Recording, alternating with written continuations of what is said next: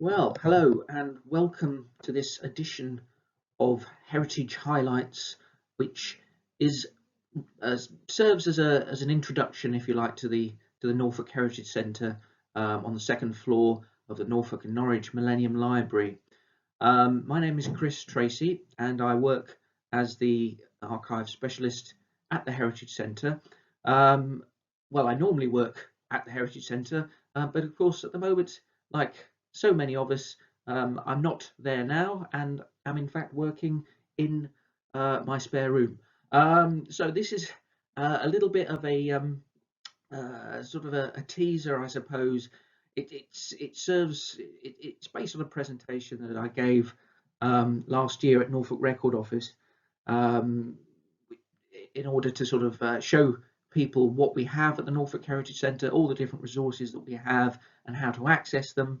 Um, and obviously, in the current circumstances, it will still do that, but with the caveat that, of course, at the moment, like everywhere else, we're not open for business. However, hopefully, in the next few weeks, possibly months, who knows how long, we will once again open to the public, and you will be able to come in and access some of the resources that I talk about over the next 20 minutes or so, and many more.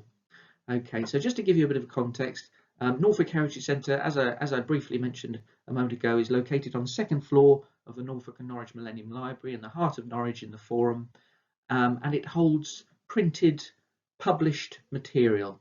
Okay, so just to give you a bit of context, the Heritage Centre complement those held at Norfolk Record Office, which is down by County Hall in the Archive Centre, sort of the other side of the city, not far from Carrow Road football ground, near County Hall at Martineau Lane. And the Record Office holds 10 to 12 million original archives. So that's things like wills and diaries, parish registers, all those wonderful old medieval charters granting, freedoms to the city and all that sort of thing. So all that original archive material is held down at the Record Office, in the Archive Centre. I should just add as well, within the Archive Centre, there is also the East Anglian Film Archive and Norfolk Sound Archive as well. So, as I say, Norfolk Heritage Centre published printed material, Norfolk Record Office original archive material, generated, across hundreds of years, by individuals and organisations in the county of Norfolk, and that applies to both institutions. Okay, so printed material held at Norfolk Heritage Centre. So what we're going to do is, there we go, there's our sort of first slide proper, that kind of summarises all the different collections that we hold, those printed, published items held at the Heritage Centre. So we have thousands and thousands of books, both that can be borrowed and that have to be consulted in the Heritage Centre. We have many trade directories, fantastic resource for when you're doing house history and tracing the history of the geographical area in the city and in Norfolk more generally. We have lots and lots of maps and plans, photographs. We have a huge collection, the main local authority collection of photographic items. We've got about 200,000 photographic images in our collections.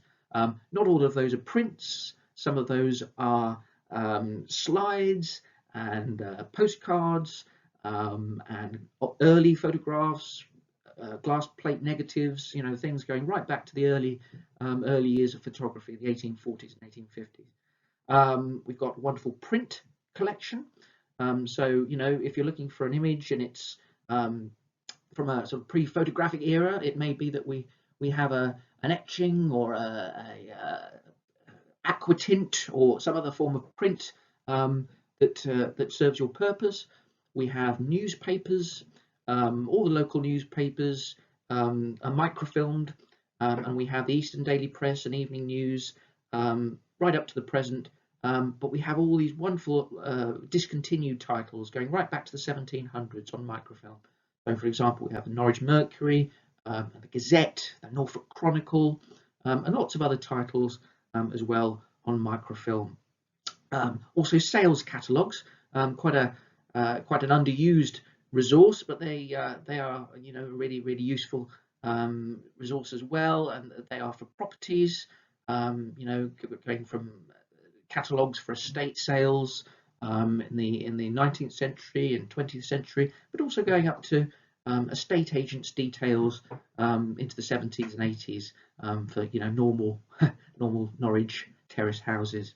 We have a huge collection, lots of different kinds of ephemera as well, and all of these things, by the way, I'm just sort of summarising these things at the moment. As we go through, we've got a few examples of each of these, which I'm going to talk very briefly about. And so, this will be an opportunity also to see one or two interesting things from our collections.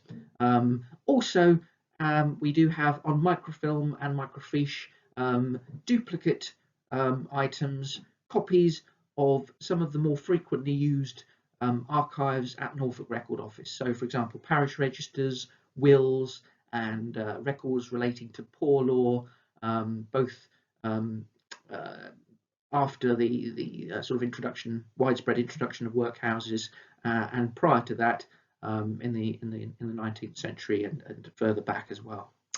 And also, of course, as we do throughout the Norfolk and Norwich Millennium Library, we've got many PCs that you can use, well, in normal times, of course, that you can use, which have access to many online subscriptions, including Find My Past, which is a wonderful genealogy online resource, and Ancestry Institution.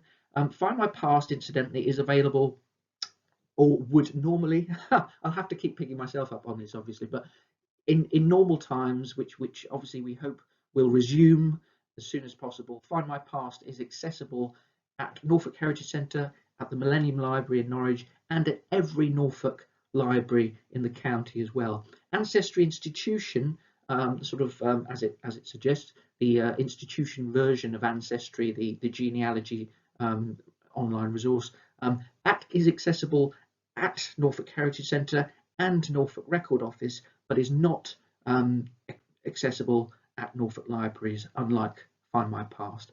We also have other online subscriptions, many others, including the British Newspaper Archive and Picture Norfolk as well, which is a fantastic resource, and includes approximately 25,000 of our 200,000 total of photographic images. So if you're looking for a photograph of something to do with Norfolk life, going right back to the 1850s, it may be, the cattle market at Castle Meadow, or, trams in the Norwich prior to the 1930s, or whatever it happens to be. The first port of call is to look at Picture Norfolk and have a look on there. But, if you can't find something on there, do come in and see us when you can. And as it says there at the end, the most important thing, absolutely crucial, do please always come and ask us at the inquiry desk. You can see we've got a picture there of the staff inquiry desk with Claudia and Katie, my absolutely superb colleagues, and it's an important point. We're very much a team at Norfolk Heritage Centre, and we rely on each other's experience and particular areas of specialised knowledge that we've all built up over the years. Okay, right, let's go through. What have we got? Okay, so yes, we're taking you on a bit of a virtual tour, if you like. So this is the Heritage Centre. If you could imagine yourself back into those wonderful days when you could just stroll in to Norwich, into the city centre, and go into shops and libraries and what have you. But anyway, if you go up the stairs onto the second floor, or come out of the lift on the second floor, to the left hand side you have this part of the Heritage Centre, which is the lending side. So it's to the left of the inquiry desk, and all the books here are lendable, so you can take them out for 3 weeks at a time, just like any other book in the library, renew it for up to 3 times, and return it to any other Norfolk library as well. We've got a couple of chairs there, as you can see, so you can relax and peruse the stock that we have at your leisure, or a newspaper, or whatever it happens to be. If you see obviously you've got the books all along, arrayed all against the back wall there, and they are on lots of different subjects to do with Norfolk and Norwich history, so Norwich and Norfolk during the war, sport, leisure, biographies of prominent Norfolk citizens and what have you. But if you see this little sort of island display unit sort of in the foreground of the picture, all of those books are also lendable, but they are specifically related to doing primary research. So lots of books on pursuing family history, researching the history of your house, using maps, paleography, reading old handwriting, basic sort of primary research skills focused, all of those books. But as I say, just like the ones against the back wall, can all be borrowed for 3 weeks at a time. Okay, let's continue. Right, there we go. So we're swerving around to the right hand side. Claudia still there on the left, being very diligent as always. And to the right hand side, you can see our notice board where we have all our posters and things letting you know what's happening in the Heritage Centre, what would normally be happening in the Heritage Centre. So as we go through, you can see we've got a bit of a security gate there at the back of the picture, and that takes us through into the research area. And there we go. So that's the first sort of thing you see as you go through. So if you go into the search room side or the research area, you're not allowed to take any bags through there for obvious reasons. There's lots of precious and valuable old items that we have, which you will see examples of as we move further through this recording. But also, you're not allowed any food or drink, again for obvious reasons, and also pencils only are to be used in the search room. There we go. So just sort of imagine that you've just turned to the right. You can see, actually, I tell you what, I might just, it's all right, we'll keep on. So we've just turned to the right hand side slightly, and you can see we've got a map drawer there. On the top of the drawer is the Norfolk Ordnance Survey map key. So that would allow you to search for and request Ordnance Survey maps for pretty much the entire county, 25-inch and 6-inch editions from the first editions of the Ordnance Survey maps in the 1880s into the early part of the 20th century and up until the 1930s. If you wanted a more modern Ordnance Survey map, we do have those as well, but you would need to ask at the staff inquiry desk, where they have behind the desk there a laminated list or a laminated booklet which they use for reference to get you the more modern Ordnance Survey maps. So you might want something from the 50s, 60s, 70s. But as I say, the key on the top of the drawer allows you to get Ordnance Survey maps from the 1880s to the into the 30s.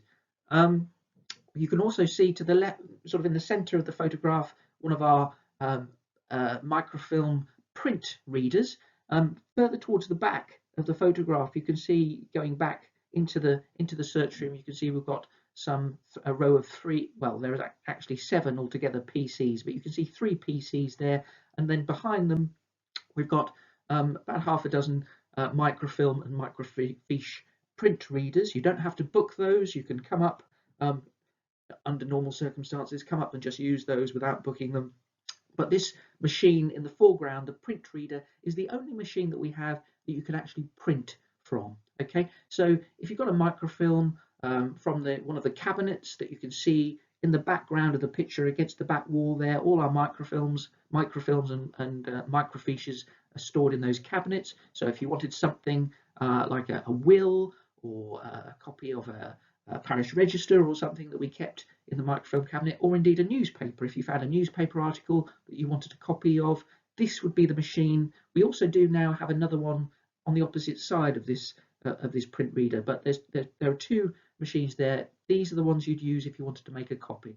So you'd insert the microfilm on the reels that you can see there next to the chair, and of course if you needed help loading microfilm, come and ask us at the desk, because we're always happy to help you.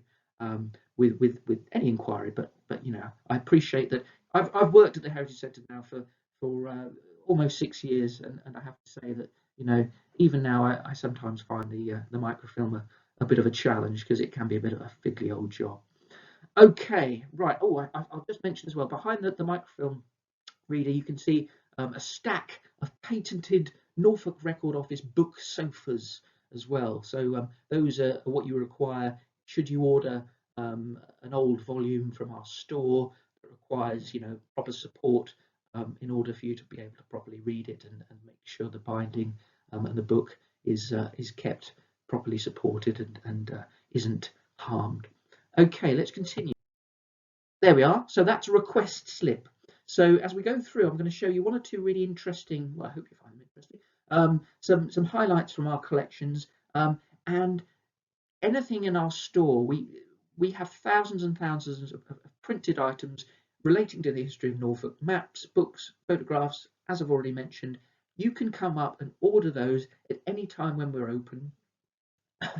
When we're open being the operative part of that sentence. But normally all you'd need to do in order to do that is come up to the staff inquiry desk and ask. They have a stack of these item request slips there. You can get one of those, fill it in, pop your name and date and what have you, and a short description of what it is. So it might be a map reference or a book. So if you find a book on our catalogue, either at home or within the library, if it's non-fiction, for example, you know, you'd put the Dewey Decimal Reference number and the author, and we'd be able to pop out to the store, into our store, and get that for you. We did, up until a year or two ago, get things every half an hour, but actually now we do try and retrieve items for you on an you know, as soon as possible, on an as and when basis. Okay, right. So this is sort of when we get into showing you one or two rather interesting sort of highlights from some of our collections, just to give you a bit of an idea of some of the things that we have, with one or two particularly fine examples of the different categories of items that we have. So I mentioned to you just a moment or two ago that we have the Ordnance Survey maps for Norfolk, 25-inch, 6-inch, and then the more modern editions as well. But we also have hundreds and hundreds of maps sort of that have been drawn up for other purposes, some of them going right back to the 1500s. Maps, actually, although I did make that sort of distinction at the beginning of this recording between Norfolk Heritage Centre and Norfolk Record Office, you'll remember Heritage Centre has printed material, published material. Norfolk Record Office has original archive material. That holds true in the main, but there are one or two areas where we do overlap, and one of those is maps. So there are many maps also held at the Record Office, but we do hold a vast collection of maps, and this is a fantastic one. An example from our collections, as you can see, it's it's a Norwich drink map from 1892. So it shows all the public houses and breweries and beer houses and licensed premises and what have you in Norwich in 1892. And as you can see, there were rather a lot. I think it says, what does it say on there? Number of licensed houses, 631. Norwich, of course, famously boasts of having a pub for every day of the year. What was it? Church for every week of the year, and a pub for every day of the year. As you can see, back in the 1890s, they had almost 2 pubs for every day in the year. So yes, good times were had in Norwich in the late 19th century. But you know, although obviously it's an interesting and amusing item, the map also does include other things of interest on it. So you know, you've got the different railway stations that were in existence at that point. You've got a workhouse on there. You've got barracks. You've got you know, streets that are no longer you know, the way they were, the layout and what have you. So yeah, many features of interest. Have a look on this street map. We do actually have 2 further editions. I think it's two, might be three, but we do also have a drink map, I know, from 1878, and one from 1903 as well. I think I think we've got three altogether, and this is the middle one. But yes, really superb and interesting item. Let's continue. So here, this is fantastic. We will probably, as this series of recordings goes on, sort of do more sort of short, sort of in focus kind of sessions. And I imagine that we will be including some of these items that we're looking at now. This one certainly is something to conjure with. So this is a chart, technically, rather than a map, as it's to do with the sort of for seagoing purposes. So this is a chart, and I'm sure you can make out that that is the East Anglian coast, but of course it is shown from a rather different viewpoint, because this was made by the wonderfully named and no doubt completely incorrectly pronounced now Lucas Janzoon Waghaner, not quite sure, as I say, I don't know the pronunciation, but he was a Dutch map maker in the late 16th century, and he produced this wonderful chart of the East Anglian coast in a volume called The Mariner's Mirror. I want Spiegel des Zeewert. Any Dutch speakers out there, please don't email in with your complaints. But anyway, this is a Latin edition from 1586, there or thereabouts. We're not entirely sure, to be honest, about the precise dating of this one, because it went through many editions. The Mariner's Mirror by Kane was very notable publication. It was a landmark, if you forgive the pun, in terms of cartography and what have you. Up until this point, it's generally felt that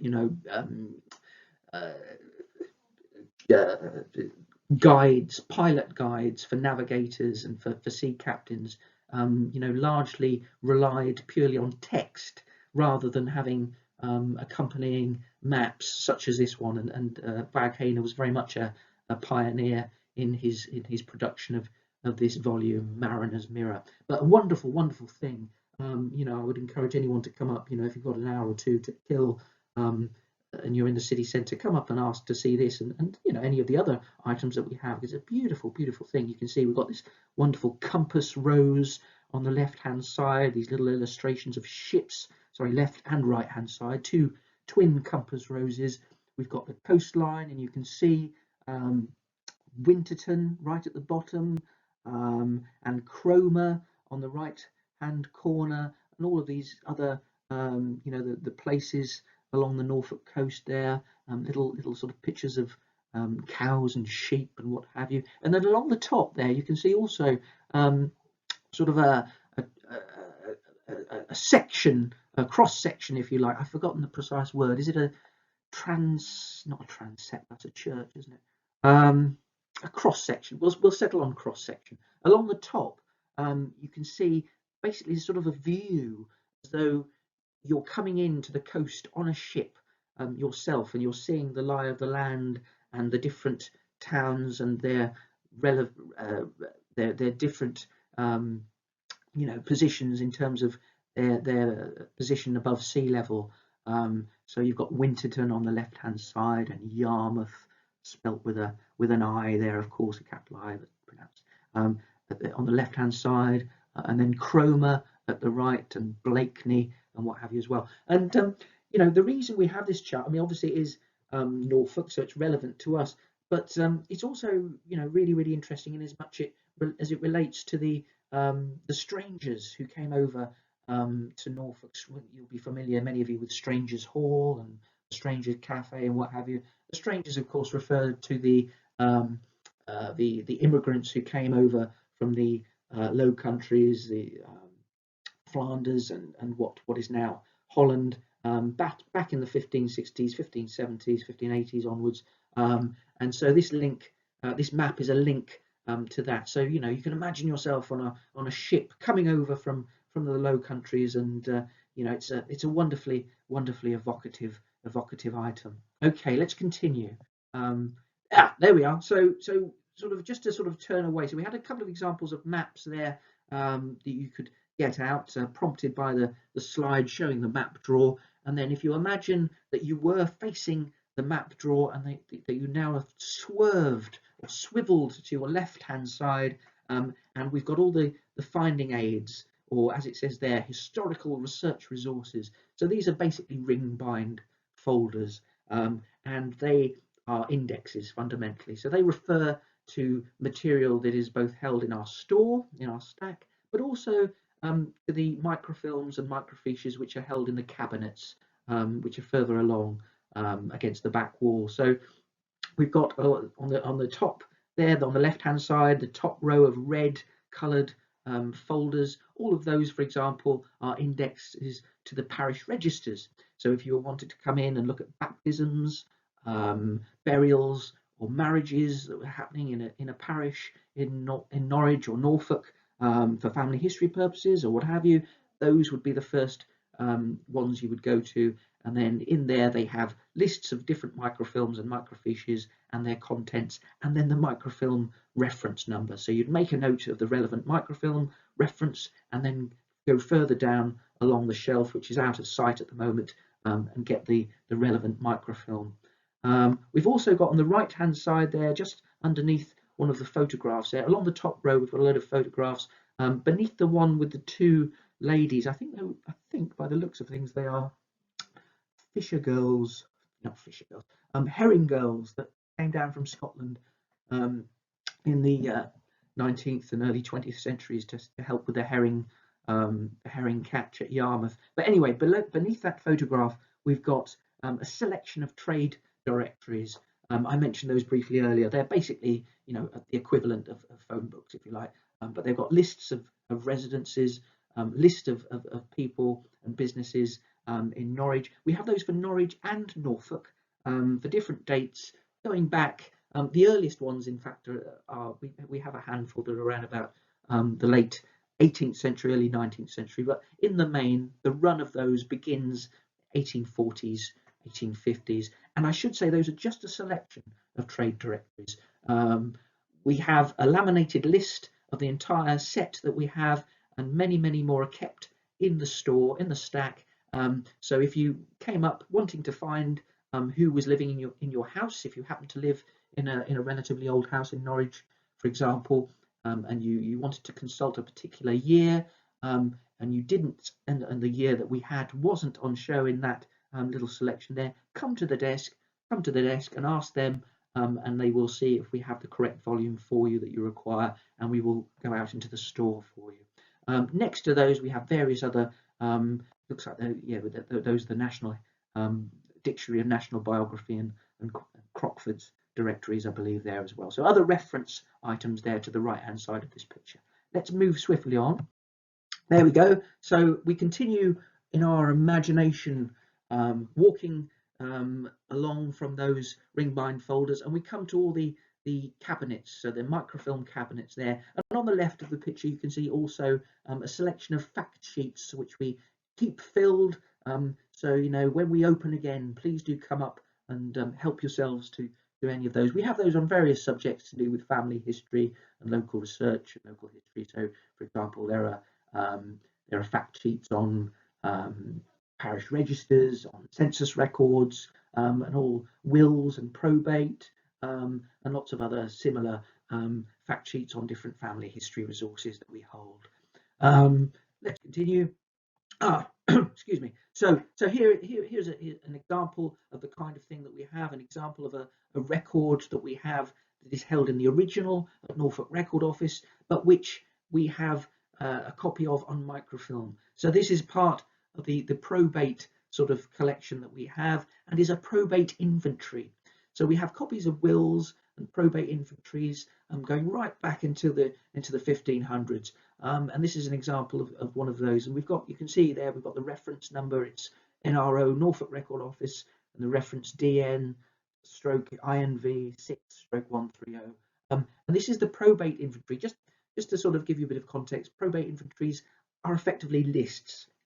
So in the 16th century and going on up until, I'm not entirely sure, I think it's something like the mid 18th century. Don't don't hold me to that, but I think up until about the mid 18th century, quite often there would be probate inventories taken of deceased properties, and they could very often be, literally done room by room.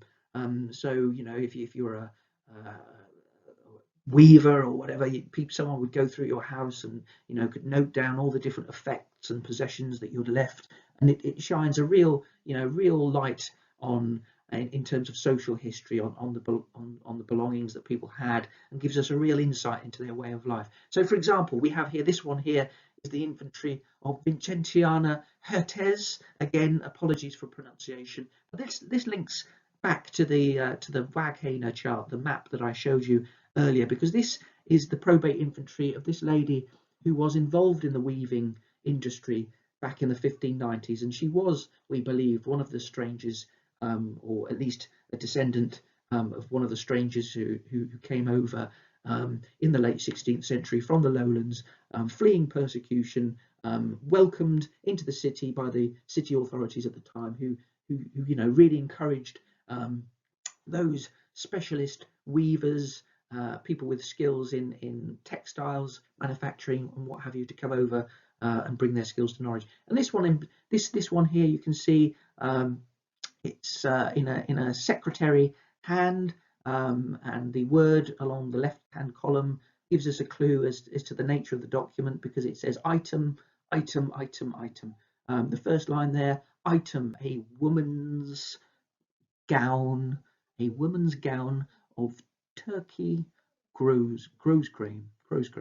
So grosgrain, I believe, is again, apologies if I'm getting the pronunciation of this wrong, but it's a type of material.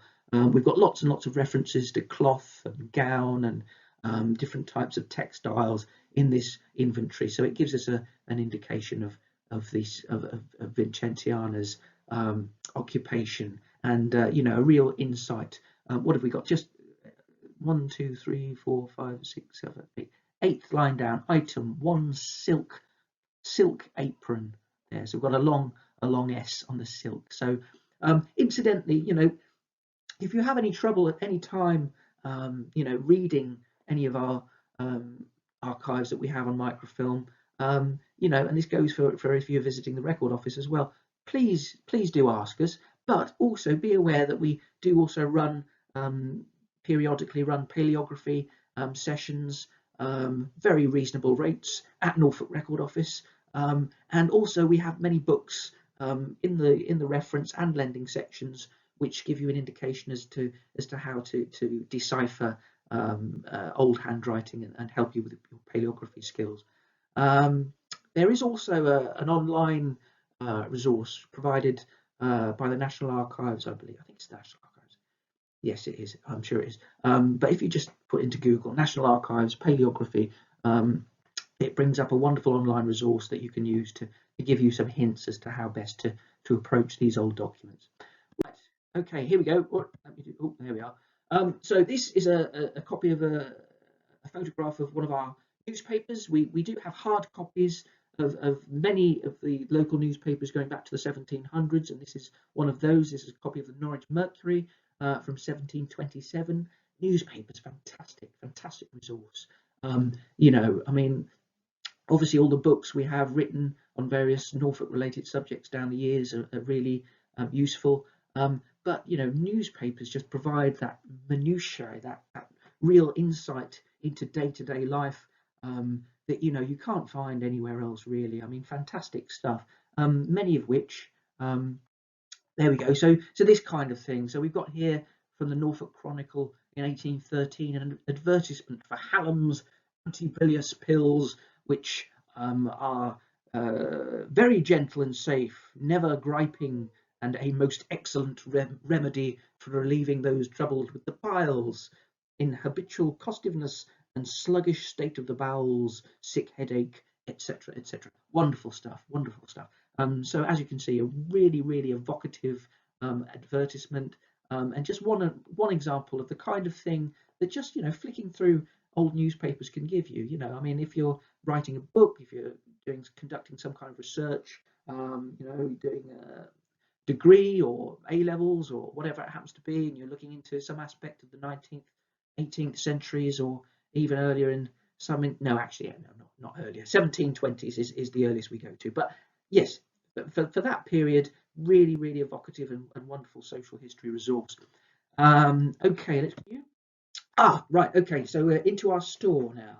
So this is the part of this recording where you are into virtually a place where you cannot get into under normal circumstances. Of course, at the moment, alas, you cannot get into any of it. But when we do reopen in a few months' time, hopefully, a few weeks' time, hopefully, this is a staff-only area. Okay, so this is the stack. This is where we come to, we scurry off to with your request slips and find and retrieve for you a map or a book or a box of photographs or whatever it happens to be. Okay, let's go along. So this is an example of some of our broadsides. So an example of a kind of ephemera we have, and these are kept about sort of halfway down in the store.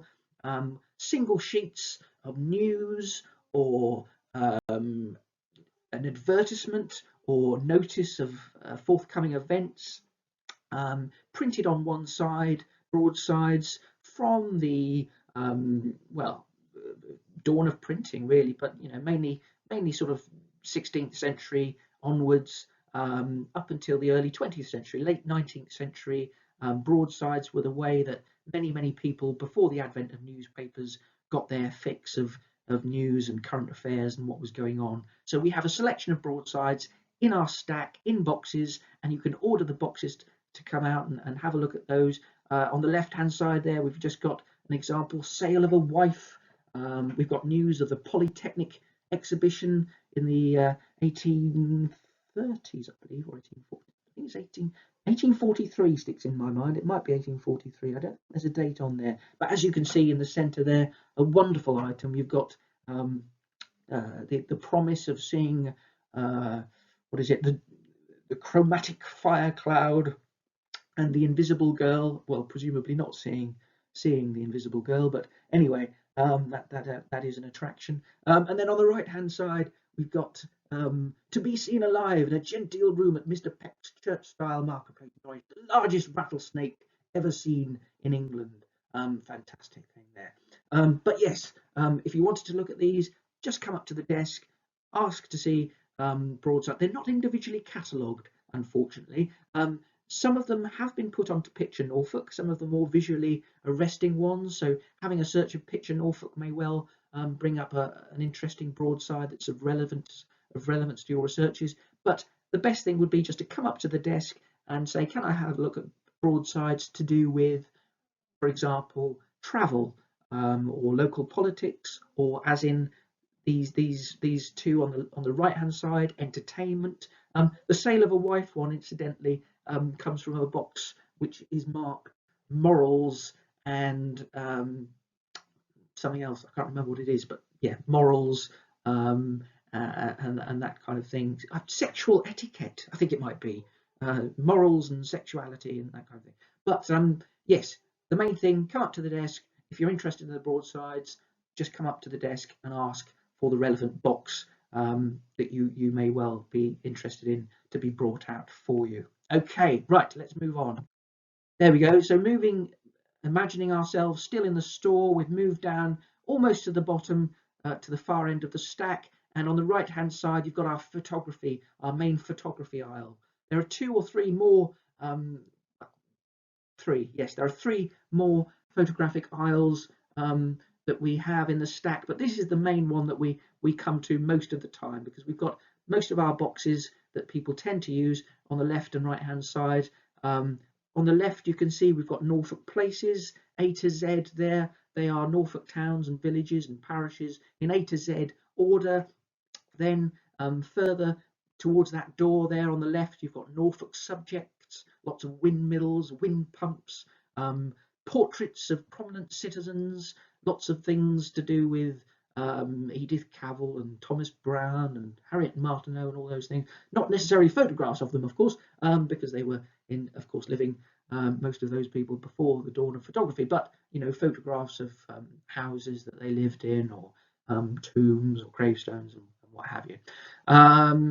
We also have on the left 22 boxes of World War One soldier portraits, which are photographs of 1,000 individual soldiers who served in the Norfolk Regiment during the First World War. They're wonderful things, really poignant actually, because as well as the photograph, in most instances you've got a little bit of information on the back, which gives you some details about the individual soldier concerned. So they're, where they were from, perhaps where they were educated, and in some instances, some details about what their fate was during the war. So they can be quite poignant and evocative photographs. On the right hand side, we have Norwich subjects, Norwich streets, A to Z, and then we also have boxes of other things. On the right there, you can see boxes of carte de visite, and so visiting, well, not visiting card, but carte de visite were introduced and they reached their peak in the 1860s, and small cheap photographic portraits, mostly on card, which became a massive craze in the 1860s. So we've got 3 or 4 boxes of those, and some albums there as well, and 1 or 2 other things. Yes, we do, as well as sort of individual photographs and boxes of photographic prints. We do also have about 200 photographic albums in our photography collection as well. So lots and lots of albums, for example, of outings on the Broads. These wonderful old albums of Edwardian gents going onto the Broads and having a whale of a time. But other things like we've got, for example, the Cayley family of Cayley's chocolate fame. They're a family album that belonged to them, and also one that relates to the Bullards brewing company as well. So 200 albums in amongst our photographic collections. Right, moving on. There we go. This is an example of a wonderful photograph, which was relatively recently discovered, about 18 months ago, I believe, in amongst our slide collection. My wonderful colleague Claire Everett, who's the whiz for all things photographic, discovered this amongst our slides about 18 months ago, and it shows a suffragette public meeting, suffragettes addressing a crowd. I wonder if you can tell at a glance where that is in Norwich. It possibly is very familiar to you. This statue in the centre is a bit of a red herring, because of course that statue is the rear of Duke of Wellington, and is now located in the cathedral grounds, in the cathedral gardens, along with Nelson, of course. But at this point in time was in the centre of the city, and this is, as you can see, this is sort of near Castle Meadow. What is a tea merchant? What is it on the corner there? Bonser tea merchant. I believe that used to be Lush, the shop Lush selling bath products and what have you. I don't believe Lush is there anymore, and neither, of course, is the tea merchant. But of course, interestingly, if you found an old photograph like this, you could come up to us, come up to the Heritage Centre and refer to our trade directories, and look in trade directories and see if you can find any reference to businesses that you can see in photographs, and that would give you a little bit of a hint in terms of trying to date an old photograph. But as I say, this photograph presumably from about 1910, 1912, and shows the 3 rather formidable looking suffragettes at the bottom there addressing the crowd in Norwich, in the city centre there. Right, let's continue. There we go. So we're back in the store. That's our print selection of prints there. We've got boxes and boxes of prints. So the grey boxes are prints, and the red boxes on the towards the back of the photograph on the lower shelves, they are prints, and then above them and to the sides we've got sales catalogues. So those red boxes at the top of the photograph are sales catalogues, and the green ones as well, they are also sales catalogues. And then these larger brown boxes are folio sales catalogues as well. So we've got basically 3 sizes of sales catalogues: quarto, octavo, quarto, and folio. So that's small, medium, and large.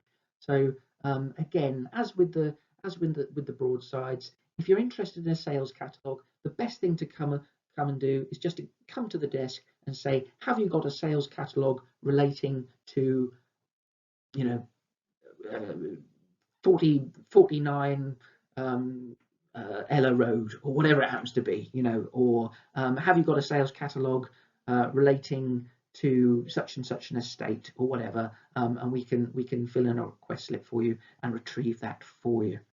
There's a print, just to give you an example of a print. That's Sicily Holmes, who was burnt around about 1558, I believe.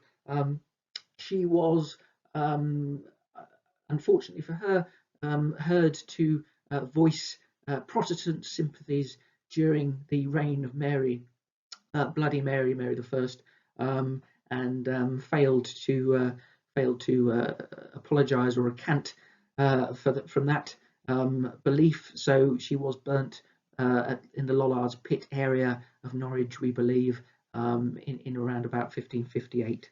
Rather grisly, but you know, fascinating insight into the time.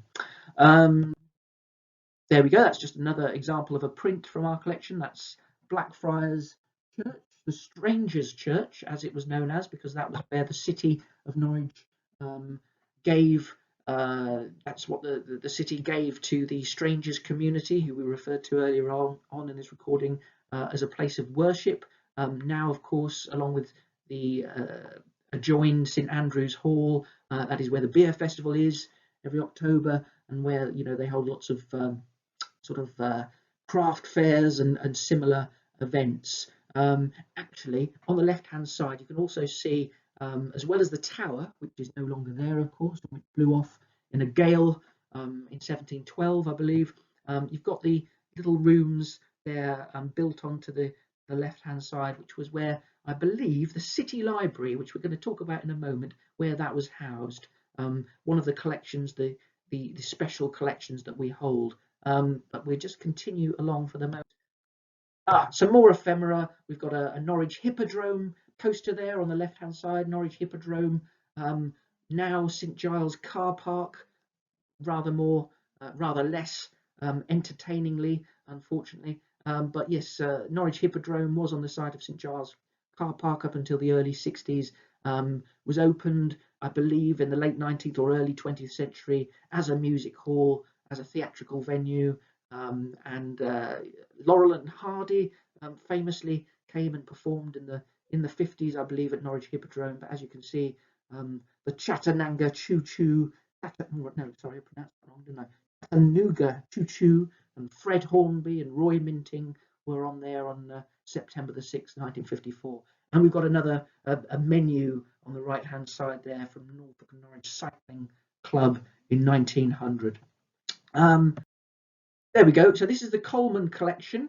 We're back in the stack and going right down towards the end. And this shows part of the Coleman Collection, which is one of our special collections, and is basically the private library of Jeremiah James Coleman. Coleman's mustard, of course, famous around the world, and famous up until a few years ago, a year or two ago, famously produced in Norwich. And the Coleman family founded that, and that really, you know, grew from strength to strength in the 19th century. And Jeremiah James Coleman, in the late 19th century, decided to accumulate this wonderful private library. And then in the 1950s, it was donated to the city of Norwich. So this library, the Coleman Library, is one of our special collections. And just like, you know, 99% of everything else in our stack, you can order any item from it to have brought out and to consult in the search room. So if you were looking online at home or within the library and found a reference to a book that you required and it said Coleman Collection, that just refers to the fact that it is part of this special collection. About 7,000 volumes in the Coleman Collection. About 2,000 of those alas, were destroyed in the library fire in 1994 when the Central Library in Norwich burnt down. But we were very, very fortunate in as much as we were insured, of course, and we managed to replenish that collection through purchases and also through a public appeal from people to donate volumes and photographs as well to replenish the collections following the fire in 1994. Let's continue. So within the Coleman collection, we do have this item, which is the first book printed in Norwich. This is the Belle de Nysa. I'm not going to continue to try and pronounce that, but it is it was printed in 1568 by Anthony de Salem, who was one of the strangers who came over to Norwich in the 1560s, as we've already referred to, as I've already referred to. Excuse me. And it is a superb item. It's a book of faith, so it's a confession of faith. So it's a religious item related to the Reformation and relating to the Protestant faith that the strangers adhered to, and which of course was significant in the fact that they had to come over from the Low Countries because the Duke of Alba from Spain was harassing and harrying them in the Low Countries at the time. But yes, a wonderful, wonderful little book, very unassuming little book to hold in the hand, bound in green leather, very small, but very, very significant because, as I say, it is the first book printed in Norwich that we have, that we know of being in existence. Okay, let's continue along. There we go. So this is the City Library. So the City Library was founded in 1608 in Norwich, and it is housed now within our collections and comprises about 2,000 volumes. And it was founded in 1608 primarily for religious purposes. So it was felt by the city authorities, the city fathers at the time, that visiting preachers, all of those preachers who came into the city and preached in the cathedral, in St Peter Mancroft, just opposite us, in all the other many parish churches in Norwich, it was felt that they required a reference library that they could use in order to research and write their sermons, and so that was why this library was formed. And it's a fantastic thing, and includes items mainly, as I say, on religious subjects, but many other things, because of course religion permeated every aspect of society at this time and encompassed many other things that perhaps we wouldn't think of nowadays. So for example, there's another shot of the City Library there, the wonderful old books. You can see some of the dates there, 1688 in the foreground there, but we've got like books in the library going back to the 1480s and 1490s, so not purely restricted to books published after 1608. An example of a book held in the City Library is the wonderful Hortus Sanitatis. For those of you who were fortunate enough to have an education encompassing Latin at school, you will be able to translate that. Hortus Sanitatis is the Garden of Health, and it was published in Germany in 1491, and it's basically a natural history encyclopedia. So it covers is divided into chapters encompassing plants and animals and stones, and also there's a chapter on urine as well, because obviously uroscopy, looking at the nature of one's urine, was felt to give a very clear or not necessarily clear indication of one's health at that time. But as I say, Hortus Sanitatis, the Garden of Health, published in 1491, beautiful book, and it includes some of these wonderful woodcuts, illustrated woodcuts. So we've got a unicorn there on the right hand side, and then a salamander on the left, and these would all have been hand coloured, and there are many other wonderful woodcuts in this book, and I very much hope that we can get back into the Heritage Centre soon, so that more of you are able to come and have a look at the items, including the Hortus Sanitatis, because it is a wonderful thing. Okay, right, let us go. There we are. So we're at the end. I'm sorry, we've come up to nearly an hour. I hope you haven't struggled too much or become bored. If you have, presumably you're not listening to this because you would have zoned out and stop listening. However, if you've made it to the end, well done, and thank you. I hope you've enjoyed listening. This is the first of these kind of recordings that I myself have done. My colleague Rachel, the wonderful Rachel Rydalge, who is the community librarian at the Heritage Centre, has done one or two already, and I think they will have already been broadcast.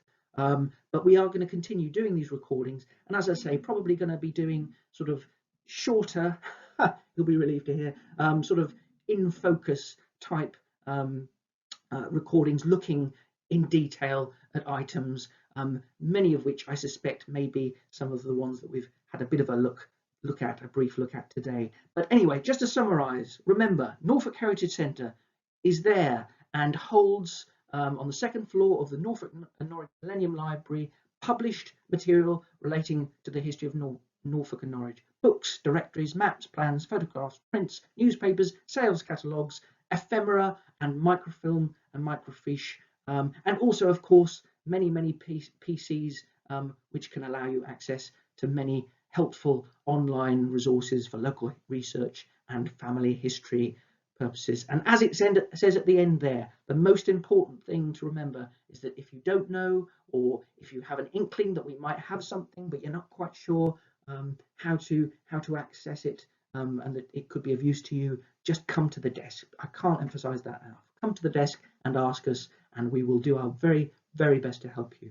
Thank you very much for listening, and please do listen again. Thank you very much.